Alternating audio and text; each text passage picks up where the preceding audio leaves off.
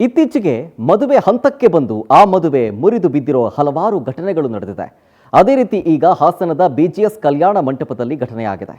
ತಾಳಿ ಕಟ್ಟುವ ಶುಭ ವೇಳೆಯಲ್ಲಿ ಈ ಮದುವೆ ನನಗೆ ಇಷ್ಟ ಇಲ್ಲ ಅನ್ನೋ ಅಶುಭ ನುಡಿ ಆ ವಧುವಿನ ಕಡೆಯಿಂದ ಬಂದಿದೆ. ಅದನ್ನು ಕೇಳಿ ವರ ಶಾಕ್ಗೆ ಒಳಗಾಗ್ತಾನೆ. ತಾಳಿಯನ್ನ ಕೈಯಲ್ಲೇ ಹಿಡ್ಕೊಂಡ ಆ ವರ ಕಾಯ್ತಾ ಇರಬೇಕಾದ್ರೆ ಆ ವಧು ಸ್ವಲ್ಪ ತಾಳಿ ಅಂತ ಹೇಳ್ತಾಳೆ.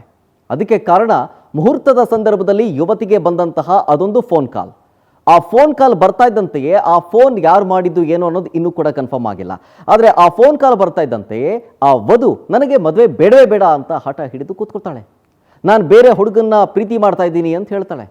ಇದ್ರ ಬಗ್ಗೆ ಎಷ್ಟೇ ಮನವೊಲಿಸಿದ್ರೂ ಆ ಯುವತಿ ಕ್ಯಾರೆ ಅನ್ನಲೇ ಇಲ್ಲ. ಪಾಪ ಯುವತಿಯ ಈ ಹಠಕ್ಕೆ ತಾಳಿ ಕಟ್ಟದೆ ಸುಮ್ಮನೆ ನಿಂತಿದ್ದಂತಹ ಆ ವರ ಕೊನೆ ಕ್ಷಣದಲ್ಲಿ ಕರಿಮಣಿ ಮಾಲೀಕ ನೀನಲ್ಲ ಅಂಥೇಳಿ ಮಗಳ ಮಾತನ್ನು ಕೇಳಿ ಪೋಷಕರು ಕಣ್ಣೀರು ಹಾಕಿದ್ದಾರೆ.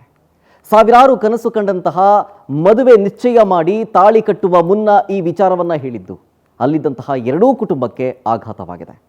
ಬೇರೆಯವರನ್ನ ಪ್ರೀತಿ ಮಾಡಿದಿದ್ರೆ ಹೆತ್ತವರ ಬಳಿ ಕೇಳ್ಕೊಳ್ಬೇಕಾಗಿತ್ತು. ಅದು ಬಿಟ್ಟು ಈ ರೀತಿ ಕುಟುಂಬದ ಮಾನ ಮರ್ಯಾದೆ ಹಾಳು ಮಾಡಿಬಿಟ್ಟೆ ಅಂಥೇಳಿ ನೊಂದ ಕುಟುಂಬ ಈಗ ಕಣ್ಣೀರಲ್ಲಿ ಕೈ ತೊಳಿತಾ ಇದೆ. ಮತ್ತೊಂದು ಕಡೆ ಇದೆಲ್ಲವನ್ನೂ ನೋಡಿದ ವರ ಶಾಕ್ಗೆ ಒಳಗಾಗಿದ್ದಾನೆ. ಒಟ್ಟಾರೆ ಈ ಘಟನೆಯಲ್ಲಿ ಆಕೆಯ ಪ್ರೀತಿಗೆ ಗೆಲುವಾಯಿತೋ ಅಥವಾ ಆಕೆಯ ಇಡೀ ಕುಟುಂಬ ಶರಣಾಯಿತೋ ಗೊತ್ತಿಲ್ಲ. ಆದರೆ ಬಡಪಾಯಿ ಆಗಿದ್ದು ಮಾತ್ರ ಆ ವರ.